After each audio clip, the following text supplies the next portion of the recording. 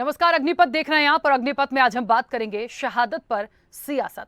दंतेवाड़ा के दामन में नक्सलियों ने एक बार फिर से खूनी खेल खेला। नक्सलियों ने जवानों से भरी गाड़ी को आईडी ब्लास्ट कर उड़ा दिया, जिसमें 10 जवान सहित एक ड्राइवर शहीद हो गया। इस घटना के बाद से सुरक्षा एजेंसियां अलर्ट मोड पर हैं, लेकिन शहादत पर सियासत भी शुरू हो गई है। विपक्ष ने जवानों की शहादत का ठीकरा सरकार पर फोड़ दिया। दूसरी तरफ सरकार ने इस घटना पर खेद जताते हुए इसे नक्सलियों की हताशा बताया है। सीएम भूपेश बघेल ने कहा कि सरकार नक्सल क्षेत्रों में विकास के काम कर रही है, जिससे लोगों के बीच सरकार के प्रति विश्वास बढ़ा है। उन्होंने कहा कि आईडी ब्लास्ट की घटना करीब 2 साल के बाद हुई है। ये नक्सलियों की हताशा ही है। उधर पूर्व मंत्री राजेश मूणत ने घटना को सरकार का फेल्योर बताया। उन्होंने आरोप लगाया कि कांग्रेस अपने राजनीतिक स्वार्थों के लिए नक्सलियों का इस्तेमाल कर रही है और इसके एवज में उन्हें हिंसा करने की छूट दी गई है। नक्सली हमले पर मध्य प्रदेश के गृह मंत्री नरोत्तम मिश्रा ने भी भूपेश सरकार पर तीखा प्रहार किया। कुल मिलकर एक तरफ शहादत तो दूसरी तरफ सियासत, लेकिन इन सब के बीच बड़ा सवाल कि आखिर कब तक जवानों की शहादत होती रहेगी और कब लाल आतंक खत्म होगा। इसी पर चर्चा को हम आगे बढ़ाएंगे। उससे पहले कुछ प्रतिक्रिया है, वो आपको सुनाते हैं। मैं उन्हें विनम्र श्रद्धांजलि देता हूं, उनके परिवार के प्रति संवेदना व्यक्त करता हूं और हमारे जवानों ने लड़ते हुए अपने प्राणों की आहुति दी है। लेकिन पहले और अब में बड़ा अंतर आया है। पहले कैंपों पे हमला होता था और जवान अपनी सुरक्षा करते थे। आज नीति में परिवर्तन हुआ है। अब हमारे जवान सर्च करके उसके साथ मुठभेड़ करके लड़ाई लड़ते हैं और नक्सलियों को भी अपने जवान गंवानी पड़ती है। तो हमारे जवान कैंपों में अपनी जान नहीं दे रहे हैं। लेकिन ये सुरक्षा में चूक है, सरकार की रणनीति में चूक है। सरकार और लोकल जो सीआरपीएफ के जवान और इनके साथ में कोऑर्डिनेशन में कहीं कमी है।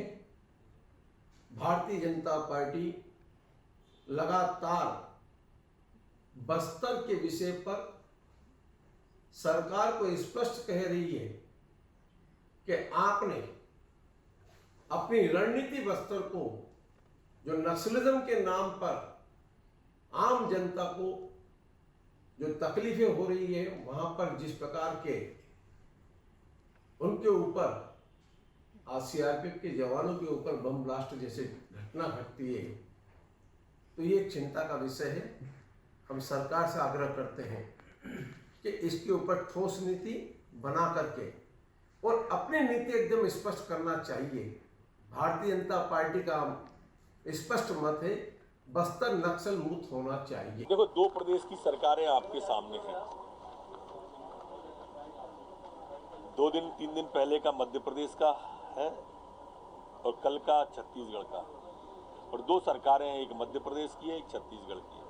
2 पार्टियां, एक कांग्रेस है, एक भाजपा है। छत्तीसगढ़ में कांग्रेस की सरकार है, वहां नक्सली हमला कर रहे हैं। मध्य प्रदेश में भाजपा की सरकार है, यहाँ पुलिस हमला कर रही है, नक्सली मारे जा रहे हैं। चलिए, नक्सली हमला हुआ और संवेदनाएं दी जा रही हैं, दुख जताया जा रहा है। एक बड़ा सवाल है कि आखिरकार लाल आतंक खत्म कब होगा। ये बड़ा सवाल है और मुझे लगता है इसका जवाब इतनी जल्दी नहीं मिल पाएगा। लेकिन एक उम्मीद थी कि इस पर सियासत ना हो, पर अब वो भी शुरू हो गई है, और इसलिए क्योंकि विपक्ष कहीं ना कहीं सीधा सीधा ठीकरा सरकार पर फोड़ रहा है। और ये बात कहीं ना कहीं ऐसा साबित होती दिखती है कि क्या कोई संरक्षण के तहत ये तमाम चीजें होती हैं। सवाल बहुत सारे हैं, उसके जवाब लेंगे। हमारे साथ मेहमान जुड़े हैं। सबसे पहले आपका परिचय करा दें। कांग्रेस का पक्ष रखने के लिए सत्यप्रकाश सिंह हमारे साथ जुड़े हैं। सत्यप्रकाश जी, बहुत स्वागत चर्चा में जुड़ने के लिए। बीजेपी का पक्ष रखने के लिए राजीव चक्रवर्ती हमारे साथ जुड़े हैं। राजीव जी, आपका भी बहुत स्वागत है।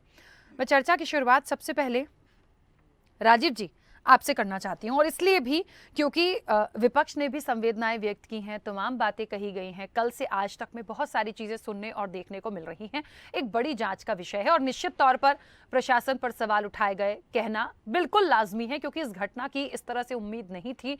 और सीधी सी बात है कि क्यों जवानों की शहादत ऐसे ही चली जाए, क्यों उनको मुंहतोड़ जवाब न दिया जाए उन नक्सलियों को। ये निश्चित तौर पर जिसकी सरकार है उनकी जिम्मेदारी है। इसलिए मैं सत्यप्रकाश जी से बाद में बात करूंगी कि अब तक क्या उस दिशा में कदम बढ़ा है। लेकिन विपक्ष सीधा सीधा ठीकरा सरकार पर क्यों फोड़ रहा है?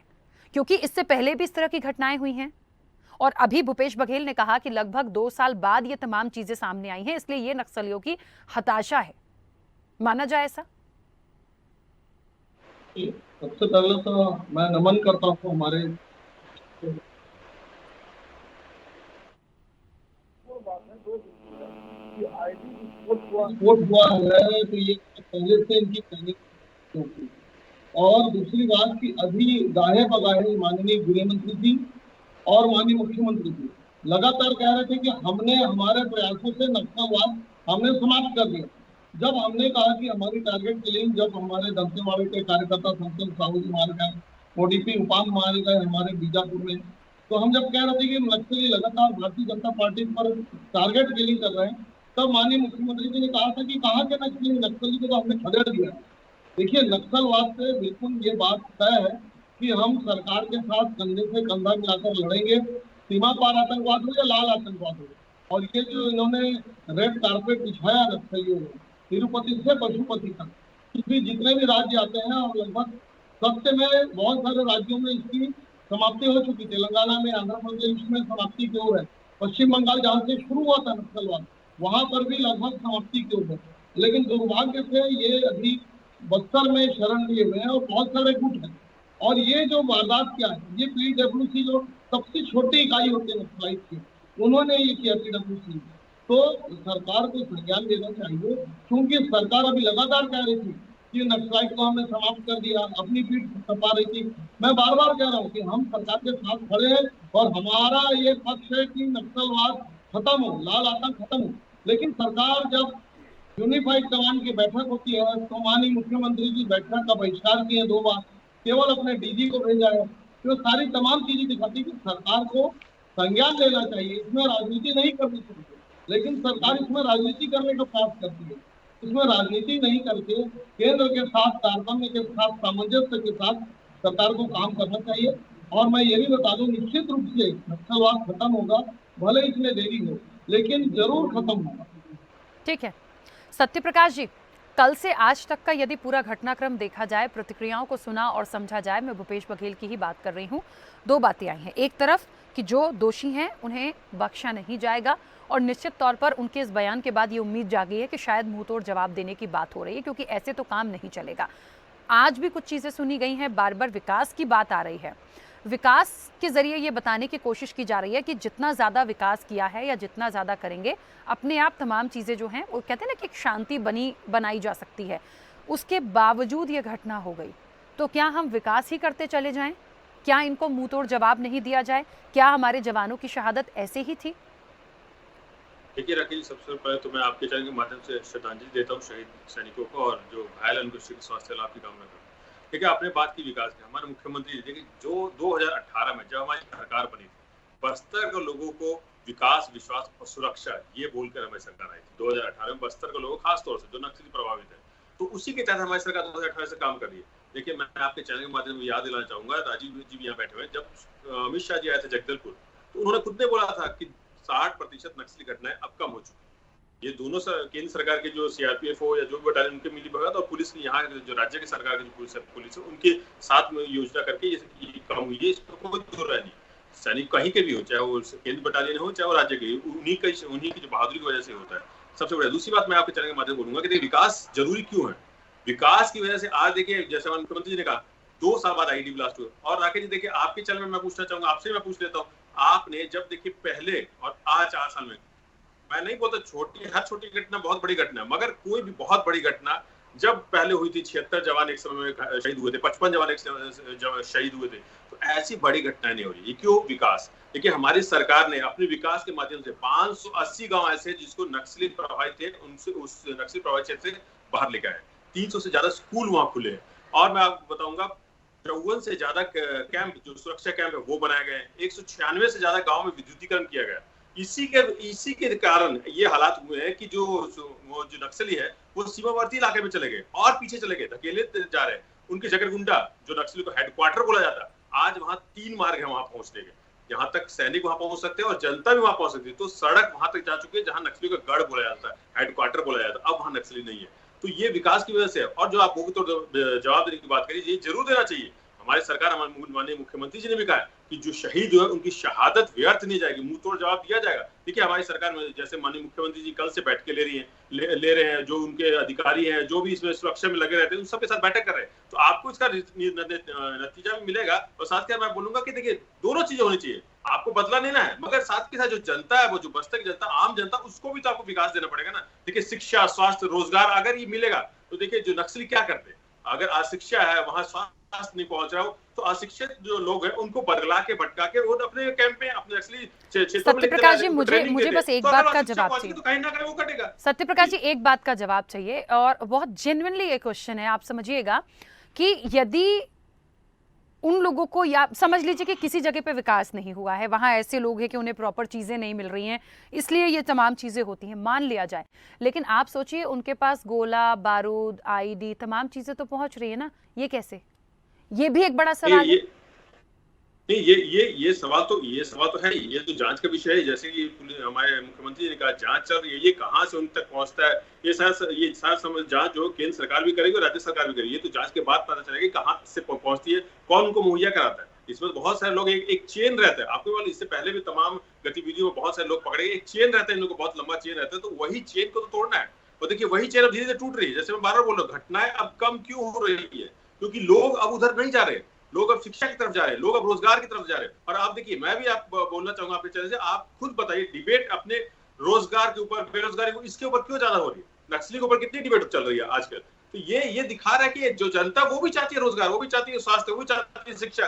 तो इसी के तहत ही नक्सली कम हो रहे हैं। और मैं बोलूंगा कि ये नक्सली की फड़फड़ाहट है, जैसे दिया बुझता तो फड़फड़ाता है, तो ये फड़फड़ाहट है क्योंकि वो खत्म हो रहे हैं, वो एकदम अब निचले स्तर पे जा चुके हैं। कुछ दिनों में आप देखिए, जैसे राजीव जी ने बोला, वो कुछ दिनों में खत्म हो जाएगी, छत्तीसगढ़ से भी खत्म हो जाएगी, और मैं तो चाहूंगा पूरे भारत से जहां जहां नक्सली है वहां पूरे खत्म हो जाएंगे।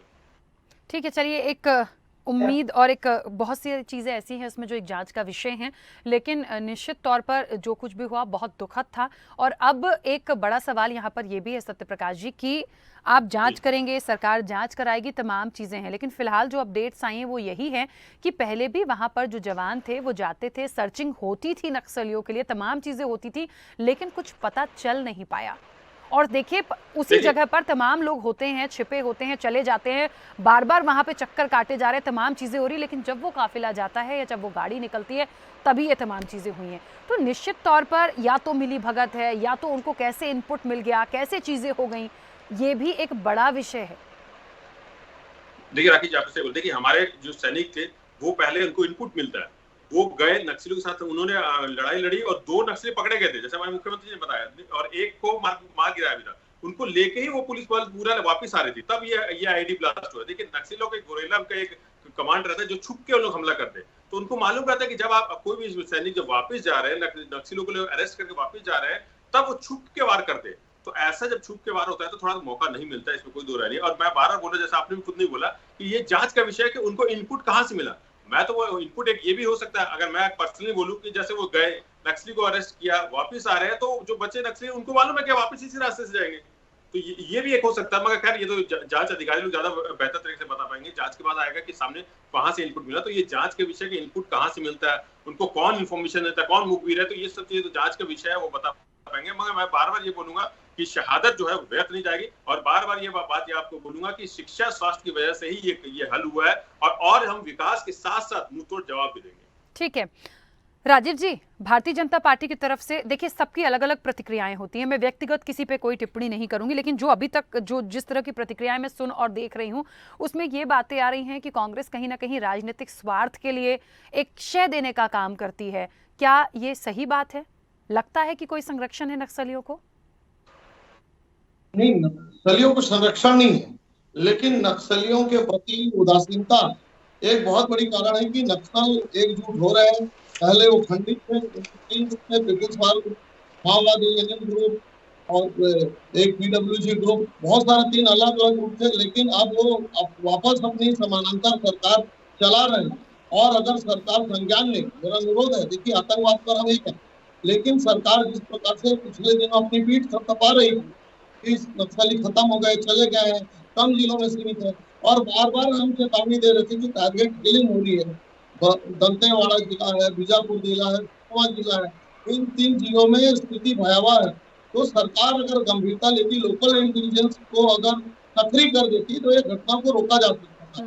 और मैं तो आपको ये भी बता रहा हूँ, आज भी बहुत सारे आईडी प्लांट है, बहुत सारे इलाकों में आईडी प्लांट है, तो व्यापक पैमाने पर वहां पर सर्चिंग अभियान चलाना चाहिए, ताकि ऐसे घटना की पुनरावृत्ति ना हो। अभी लेकिन मेरे मित्र कह रहे थे कि राजीव जी, लेकिन यदि केवल आप 11 लोग इतने मारे, राजीव जी बड़ी बात तो कह रहे हैं इनकी आप, यदि आपको ऐसा लग रहा है कहीं पर आईडी है तो मुझे लगता है ये बताना होगा।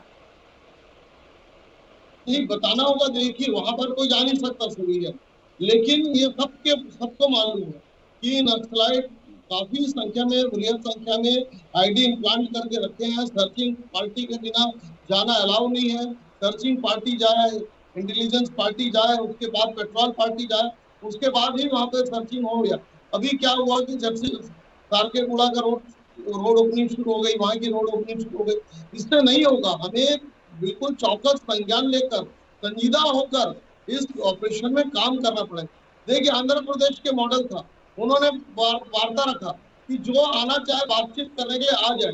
तो जो बहुत हार्डकोर नक्सलाइट नहीं थे, जो केवल वैचारिक नक्सलाइट थे, वो बातचीत किए, वो वापस मुख्य धारा में आए। और हमारे फोर्स में भी बहुत सारे ऐसे लोग हैं जो पुराने नक्सलाइट है, उनको मालूम है कहाँ कहाँ क्या चूक है, कहाँ पे नक्सलाइट की गतिविधियां होती है, कहाँ उनका कैंप है, कहाँ उनके ट्रेनिंग सेंटर्स है। वही पुराने नक्सलाइट हमारे पास है, जो पिछले 15 वर्षों में हमने जो उनका वो किया था। बहुत सारे नक्सलाइट थे जिनको हमने वापस लाया था मुख्य धारा में, जो आज जो पुलिस का काम करते हैं, डिस्ट्रिक्ट पुलिस में काम कर रहे हैं। ऐसे बहुत सारे पुराने नक्सलाइट भी हैं जो हमारे साथ काम कर रहे हैं। तो वही लोकल इंटेलिजेंस को वापस दुरुस्त करना होगा और तभी घटना होगी। हम अगर पॉलिटिकल माइलेज लेने के लिए कह दें नक्सलाइट खत्म हो गया है, उनके गांव से चले गए हैं, अभी चली चला की दिला है, तो संजीदा होकर काम करना होगा। और ये जो पुनर्वास पैकेज सत्य की प्रकाश बात जी आ है, रही हूँ। जो हार्डकोर है, उसके ऊपर ऑपरेशन चलाना पड़ेगा, बहुत भयंकर ऑपरेशन चलाना पड़ेगा। उसमें हम कभी नहीं कहेंगे कि आपने ऑपरेशन क्यों चलाया। कांग्रेस बोला करती थी ये फर्जी मुठभेड़ है, ये लोग क्यों मारे गए, जैसे बाटला इनकाउंटर पे कांग्रेस ने सवाल किया। लेकिन भारतीय जनता पार्टी ने कभी किसी मुठभेड़ पे सवाल नहीं उठाया। हम तो हमेशा देश की रक्षा हमारे लिए पहले है, हम शहादत को तैयार है, ठीक है, लेकिन हम चाहते हैं कि बिल्कुल व्यापक ऑपरेशन हो। ठीक है, बिल्कुल। सत्यप्रकाश जी आप अपनी बात रखिएगा। एक छोटे से सवाल के साथ, मध्य प्रदेश के गृह मंत्री हैं नरोत्तम मिश्रा, उन्होंने अब कह लीजिए चुनावी बयान है या जो भी बयान है उनका, लेकिन उन्होंने साफ शब्दों में बोला कि एक मध्य प्रदेश की सरकार है जहां बीजेपी है और यहाँ पर हमारे जवान नक्सलियों को मारते हैं। छत्तीसगढ़ में देखिए, छत्तीसगढ़ में नक्सली हमारे जवानों को मार रहे हैं। ये वाकई दुर्भाग्यपूर्ण है। देखिए नरोत्तम मिश्रा जी का जो भी वो बोलते हैं उसको कोई सीरियसली नहीं लेता। अरे एमपी तो वही है जहाँ पे महिलाओं के लिए शराब के काउंटर खुले गए। एमपी वही जहाँ महिलाओं को रात भर लाइन में लगना पड़ रहा है, एक चुनाव का जो घोषणा लोग की झूठ मूठ का जो जुमलेबाजी फेंकी उसकी वजह से। तो मैं एमपी पे ज्यादा फोकस नहीं कर जाऊंगा। मैं बस राजीव चक्रवर्ती जब एक बात बोल रहे थे तो वो बोलना चाहूंगा। देखो इन्होंने आईडी अभी भी बहुत सारे लगे हुए हैं, तो मैं इनको बोलना चाहूंगा कि राजीव भैया ये प्रतिष्ठित चैनल है, लाखों करोड़ दर्शक देखते हैं, इस टाइप की बातें मत बोलिए। या तो आपको मालूम है जांच अधिकारी को बताइए, पुलिस को बताइए, क्योंकि बहुत दर्शक इसको देखते हैं तो पैनिक की सिचुएशन हो जाएगी। इस तरह के बयान देने से पहले सोचिए 10 बार। पहली बात। दूसरी, इतने सारे बयान। अब देखिए मैं बार बार बोलता राजनीति पे नहीं होनी चाहिए। मैं इतनी देर से बैठा आधे घंटे से मैं कोई भी राजनीतिक बात नहीं किया, मगर राजीव जी ने कर दी। देखिए मैं इनको थोड़ा सा याद दिला देता हूँ। अगर ये कांग्रेस के ऊपर आरोप लगाए, रमन सिंह जी ने क्या बोला था केपीएस गिल को, सैलरी लीजिए मौज कीजिए। रमन सिंह जी का बयान है, मैं 1 मिनट में खत्म कर दूं मगर मेरे को उन पे दया आती है।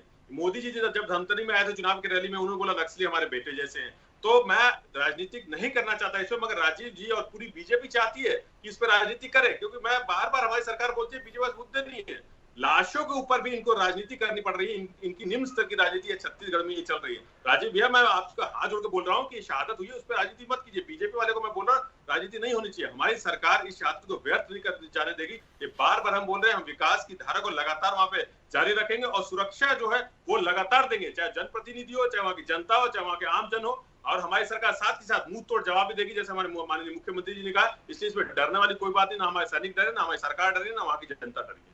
बिल्कुल, देखिए डर की बात तो बिल्कुल भी नहीं है, लेकिन हाँ इस बात का इंतजार सभी को होगा कि जो शहीद हैं उनकी शहादत व्यर्थ न जाए, क्योंकि कई बार ऐसा होता है कि सिर्फ बातों से काम नहीं चलता, कई बार कुछ दिखाना भी पड़ता है। कुछ कह रहे हैं राजीव जी, जल्दी से अपनी बात रखिए, समय हो गया। नक्सलाइटों को जिस प्रकार से हम कैंसर की थेरेपी करते हैं, कीमोथेरेपी करते हैं, रेडिएशन करते हैं, ऑपरेशन करते हैं, मेडिसिन देते हैं, इसी प्रकार से प्रदेश सरकार को अभी अंतिम समय चल रहा है, नक्सलाइटों के ऊपर हार्डकोर ऑपरेशन करना पड़ेगा और जो पुनर्वास नीति है उसका उनके सामने ऐलान करना पड़ेगा। जो मुख्य धारा में ये बटन और बुलेट की लड़ाई है, जो मुख्य धारा में आना चाहते हैं, बटन लड़कर चुनाव लड़ना चाहते हैं, वो आ जाए। और जो बुलेट लड़ाना चाहते आ जाए और गुरिल्ला लड़ाई क्यों कर रहे सामने आ जाए, तो उनका नेस्तनाबूद होना चाहिए। रायपुर में बैठकर वातानुकूलित कमरे में कि हम जवाब देंगे, हम छोड़ेंगे नहीं, इस जवाब से नहीं होने वाला। आपको पुलिस का मनोबल बढ़ाना होगा, अर्धसैनिक बलों का बल बढ़ाना होगा। और इस विषय पर राजनीति कांग्रेस हमेशा से करते आई है। जब जब यूनिफाइड कमांड की बैठक होती है, कांग्रेस की भी राजनीति कर रही है, आपकी नेता लोगों से गलत बयानबाजी चल रही है, आपके राजनीति पूरा 2000 चल रहा है, उनकी तरफ गलत बयानबाजी चल रही है। हमारी सरकार ने कोई भी गलत बयानबाजी नहीं की है, शहादत को नमन किया, की बात की है, हमने कोई राजनीतिक बात नहीं की है। ये बीजेपी के लोगों को मुद्दा चाहिए, लाशों पर राजनीति करने का मुद्दा हम लोगों को चाहिए। हमारी सरकार विकास की बात कर रही है, हमारी सरकार सुरक्षा की बात कर रही है, पूछ और जवाब का बात कर रही है, गलत बयानबाजी मत कीजिए। ठीक है, चलिए। ये बिल्कुल हम सत्यप्रकाश जी और राजीव जी, मैं बीच में रोक रही हूं क्योंकि समय हो गया है। देखिए, वाकई में सियासत का विषय नहीं था। मैं लगातार इस चर्चा में बनी हुई हूं कल से, ये सियासत का विषय नहीं, लेकिन जो प्रतिक्रियाएं आ रही हैं उनको सुन के भी मुझे दुख होता है कि इसका एक सॉल्यूशन निकाला जाए। किसी की भी सरकार होती है, आज कांग्रेस है, कल बीजेपी इसके पहले थी, लेकिन आगे क्या होगा ये जनता तय करेगी। लेकिन इसका सॉल्यूशन निकालना बहुत जरूरी है, क्योंकि जिनकी शहादत गई है, जिनके घर का चिराग बुझा है, उनके बारे में भी हम थोड़ा सा सोच कर चलें। आप दोनों का बहुत शुक्रिया इस चर्चा में जुड़ने के लिए। निश्चित तौर पर शहादत पर सियासत जो नहीं होनी चाहिए वही हो रही है। सरकार के लिए बड़ा टास्क है, जिम्मेदारी है कि आखिर इसका लाल आतंक का खात्मा कैसे किया जाए। एक प्लान बनाइए, आप क्या कर सकते हैं वो आपको सामने देना होगा, नहीं तो विपक्ष तो बैठा ही है सवाल उठाने के लिए। चर्चा में इतना ही, दीजिए इजाजत, नमस्कार।